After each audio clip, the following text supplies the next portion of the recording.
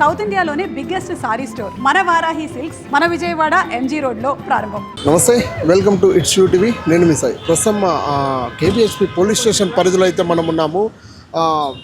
విజ్ఞాన్ కాలేజ్లో చిన్న ఇంటర్ చదివే అబ్బాయి సూసైడ్ చేసుకోవడం జరిగింది. పెద్ద కలకలం రేపింది. పొద్దున 100 నుంచి 150 మంది పోలీసు వాళ్ళు కూడా అక్కడ బందోబస్తు ఏర్పాటు చేసి అంతా ఇష్యూ చేస్తున్నారు. ప్రస్తుతం ఆ అబ్బాయి ఎందుకు చనిపోయాడు, ఎలా చనిపోయాడు, ఎవరి వల్ల చనిపోయాడు, అయితే ర్యాగింగ్ చేస్తే చనిపోయాడా అంటూ కూడా కొన్ని మాటలు అయితే వినపడతా ఉన్నాయి. ప్రస్తుతం దీని గురించి స్టూడెంట్స్ యూనియన్ బీఆర్ఎస్ తరపున స్టూడెంట్స్ యూనియన్ అయితే మనతో పాటు ఉన్నారు. స్టూడెంట్స్ వాళ్ళతో మాట్లాడే ప్రయత్నం కూడా చేద్దాం. ఒకసారి ఎందుకు ఇలా జరిగింది, దేని కారణంగా జరిగిందంటూ కూడా వాళ్ళ మాటల్లోనే తెలుసుకుందాం.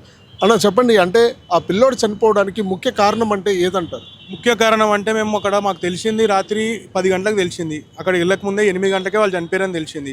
అక్కడ రాత్రి వెళ్ళి అక్కడ ధర్నా చేసినాం. అన్ని యూనియన్లు వచ్చినాయి, అన్ని యూనియన్ సపోర్ట్తో మేము చేసినప్పుడు వాళ్ళు ఏం చెప్పారంటే, సార్ మేము పిల్లల్ని తీసుకుపోయినాం, ఇప్పుడు హారీబరీలు ఉన్నాం, ఇప్పుడు మేము చెప్పలేము సార్ మీకు, అంటే మాకు ఎవిడెన్స్ కావాలని అడిగినాం.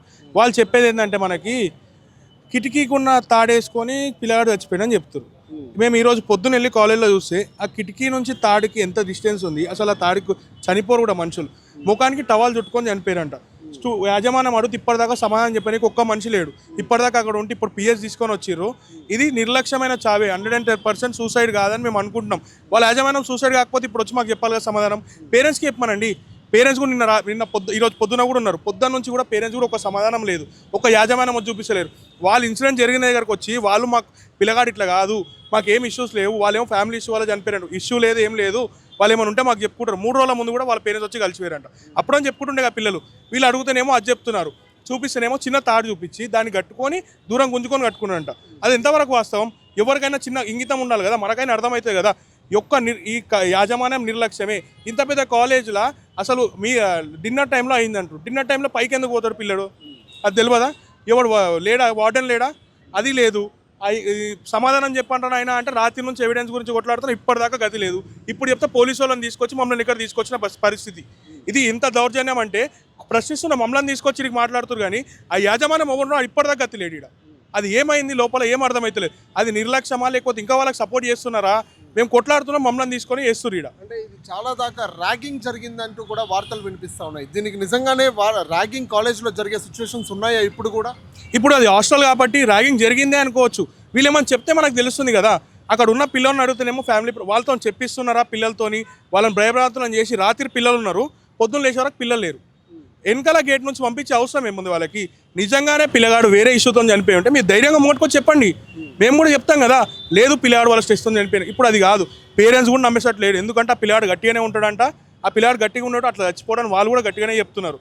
వీళ్ళు మాత్రం ఇంకా ముంగట్టుకొచ్చి సమాధానం చెప్తలేరు. అది అంటే సిచ్యువేషన్. ఇప్పుడు పోలీసులు మీకు ఏం చెప్పడం జరిగింది? అంటే పోలీసు వాళ్ళు మీకు ఏమైనా ఎఫ్ఐఆర్ కాపీ ఇవ్వడం జరిగిందా, ఫైల్ చేయడం జరిగిందా, ఏం చెప్తారు? రాత్రి పోలీసుల సాయంతోనే మాకు ఒకటే మాట చెప్పారు, మేము హరిబరిలో ఉన్నాం సార్, పిల్లల్ని తీసుకొని పోయినాం హాస్పిటల్కి, హరిబరిలో ఉన్నాం, మేము ఏం తీసుకోలే, పొద్దున 10 గంటలకు రండి మీకు ఫుటేజ్ ఇస్తా అన్నారు పోలీసుల సమక్షంలోనే. రాత్రి 1-2 గంటల దాకా మేము ఆడనే కొట్లాడినాం. పొద్దున చెప్తే మేము ఇప్పుడు వచ్చినాం, మళ్ళీ పొద్దున్న 9 గంటల నుంచి ఒక్కడు కూడా చూపించే గతి లేదు. మాకు కాదు, పేరెంట్స్ కన్నా చూపిమనండి. పేరెంట్స్ కూడా చూపించేటోడు లేడు అక్కడ. అడుగుతేనేమో ఇది అంటారు. ఆ సూసైడ్ అని ఎట్లా అనుకోవాలి? అది 100% మర్డర్. ఈ కాలేజు ఈ జూనియర్ కాలేజ్లో చేసే మర్డర్లు, ఈ ప్రతి చైతన్య నారాయణ ఎట్లా అవుతుందో ఇది కూడా అట్లా దాంతోపాటు పోటీ పడుతున్నాయి ఇవి చచ్చిపోవడానికి. కరెక్ట్ డిసెంబర్ రాగానే ఎట్లా చచ్చిపోతారో నాకు అర్థం కాదు. అంతగానం స్ట్రెస్ వేసే అవసరం ఏముంది వీళ్ళకి? ఆ స్ట్రెస్ పెడతారా లేకపోతే లోపల ఏమవుతుందా? ఒక్కడు లేదు. ఇప్పుడు కరెక్ట్ ఈ టైం కాగానే సీసీటీవీ ఫుటేజ్ మాయమవుతాయి. కరెక్ట్ చనిపోయిన టైంలో అంటే మీరు అడిగారు ఎవిడెన్స్కి అడిగితే పిఎస్లో సబ్మిట్ చేస్తాం, మేము పొద్దున మీకు చూపిస్తామన్నారు. ఇప్పుడైతే పిఎస్ ఉంది అంటే ఇక్కడికి వచ్చినాం. మమ్మల్ని అక్కడ నుంచి పిఎస్ నుంచి ఆ కాలేజ్ దగ్గర నుంచి పోలీసు వాళ్ళు ఇక్కడ దాకా తీసుకొని వచ్చారు ప్రశ్నిస్తున్నందుకు. అక్కడ మమ్మల్ని తీసుకొచ్చారు, మమ్మల్ని 10 మంది, ఒక దగ్గర 40 మంది పోలీసు వాళ్ళు కలిసి మమ్మల్ని ఇక్కడ తీసుకొచ్చారు. కానీ ఒక్కడు కూడా యాజమాన్యం తీసుకొని రాలేడు. ఎందుకు అంటే ప్రశ్నిస్తలేనా? అక్కడ తప్పైంది వాంది, కేసు ఎట్లా సాల్వ్ చేయాలి? వాడిని పట్టుకుంటే కదా వెళ్తుంది బయటికి. మమ్మల్ని తీసుకొస్తే ఏమవుతుంది? ఇక్కడ మొత్తం వేయడం రిజాల్వ్ చేయనికేనా కేసు అంతా? ఇది అదే నడుస్తుంది, మొత్తం అంతా దౌర్జన్యమే. ఈ కాలేజీలు చేసే లక్షల ఫీజులు తీసుకొని ఉన్నారు తప్ప ఒక్క స్టూడెంట్ని కూడా తీసుకొని అంతసేపు నుంచి పిల్లాడు పైన ఉండంటే ఒక్కడు కూడా చూడనీకి రాడు. ఇప్పుడు పేరెంట్స్ అడుగుతానేమో వాళ్ళకి అదే చెప్తారు, వాళ్ళకి కూడా సమాధానం చెప్తలేరు. ఇది కథ అయ్యింది.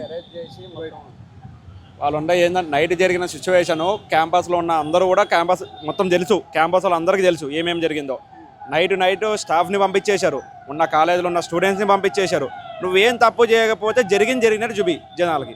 ఇప్పుడు నిన్న నైట్ వచ్చిన పేరెంట్స్ ఆఖరి చూపు కానీ గాంధీకి పంపించారు. ఎవరు పర్మిషన్ చేసి పంపించారు? స్టూడెంట్ చనిపోతే పోనీ అది లేదు. ఇది మేమున్న ఈ 2 సంవత్సరాల నుంచి 28 మంది స్టూడెంట్స్ చనిపోయారు. ఇప్పుడు ఎవరిని అడగాలి? ఎడ్యుకేషన్ మినిస్టర్ పోయి ఆ రేవంత్ రెడ్డి గారిని ఇంటి ముందు పెట్టాలి ఇవన్నీ. ఇప్పుడు నువ్వు 2.5 సంవత్సరం అవుతుంది, 600 మంది ఆటోలు చనిపోయాయా నీ వల్ల. నువ్వు ఏం చేసినావు? ఎడ్యుకేషన్ మినిస్టర్ ఎవరికి ఇస్తున్నావు? ఇప్పుడు మేము ఎవరిని అడగాలి పరిష్కారం? ఇప్పుడు పిఎస్లో ఇక్కడ అయిపోయింది, ఈ వరకు ఇక్కడ స్టోరీ అయిపోయింది. ఇప్పుడు పేరెంట్స్కి ఇది చేసి కన్విన్స్ చేసి పంపించేస్తారు. ఇప్పుడు మీరు నేను తల్లిదండ్రులు కూడా ఒకటే చెప్తున్నా, కాలేజ్ కోడ్ ఉందా జాయిన్ చేసే ముందు అది చూసుకోండి. ఫస్ట్ కోడ్ ఉండదు, మీరు ఆ ర్యాంకులు చూస్తారు, ఆ టీవీలో యాడ్లు చూస్తారు తప్ప మీరు ఆ కాలేజ్ కోడ్ ఉందా, దానికి అసలు పర్మిషన్ ఉందా, మీరు ఇవి చూసుకోవాలి. ఫస్ట్ ఇవి చూసుకున్న తర్వాత జాయిన్ చేయాలి తప్ప ఈరోజు ఈ స్టూడెంట్కి అయితే రేపు మీ కోడ్ కూడా అవ్వచ్చు. ఇది పరిశీలనకు వస్తుంటే ఇదంతా ఈ గవర్నమెంట్లో జరిగిందంతా మా 10 ఏళ్ల పాలనలో ఎప్పుడు కూడా ఇట్లా కాలే. మా 10 ఏళ్ల పాలనలో అంతా మంచిగానే ఉండే. మా పాలనలో ఏమైనా అయితే అట్లీస్ట్ మా సవితా ఇందరెడ్డి ఉంటుండే, ఆమె వచ్చి డైరెక్ట్ ఏమైనా అని చెప్పి కనుకుతుండే. ఇక్కడ అంతా లేదు, అంతా దొంగల రాజ్యం ఇది డైరెక్ట్. ఆ యాజమాన్యానికి అంతా లింక్లో ఉన్నారు, అంతా ఒకటే దగ్గర ఉన్నారు.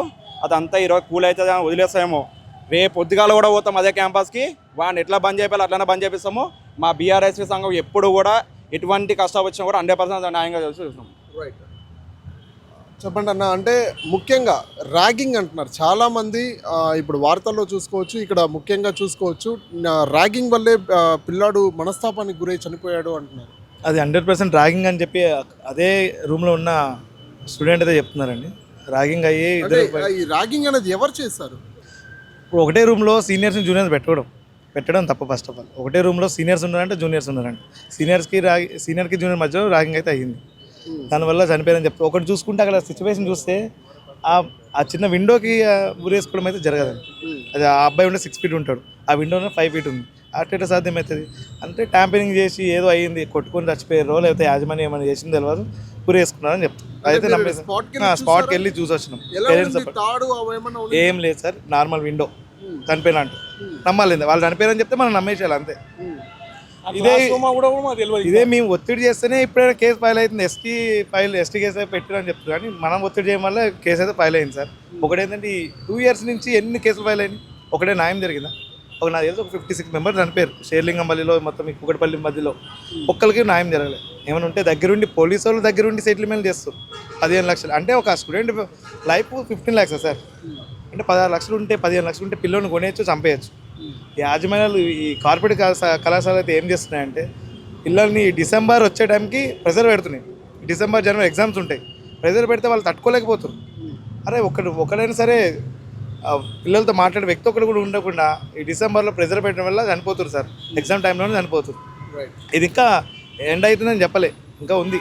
ఇంకా నాకు తెలిసి 1 month 2 monthsలో ఇట్లా యాక్షన్ తీసుకోకపోతే ఎన్నో జరుగుతాయి. రైట్, చూస్తున్నాం కదా ప్రస్తుతం స్టూడెంట్స్ యూనియన్ అయితే గట్టిగా వాయిస్ అనేది రైజ్ చేస్తూ ఉన్నారు. ఇక్కడ ఖచ్చితంగా పిల్లవాడికి న్యాయం జరగాలి, కాలేజెస్లో ర్యాగింగ్స్ జరుగుతూ ఉన్నాయి, ఒత్తిడికి గురి చేస్తూ ఉన్నారు, ఇవన్నీ అరాచకాలు ఆగాలి అంటూ కూడా వాళ్ళు గట్టిగా ఫైట్ చేసే పరిస్థితి ఇక్కడ కనపడుతుంది.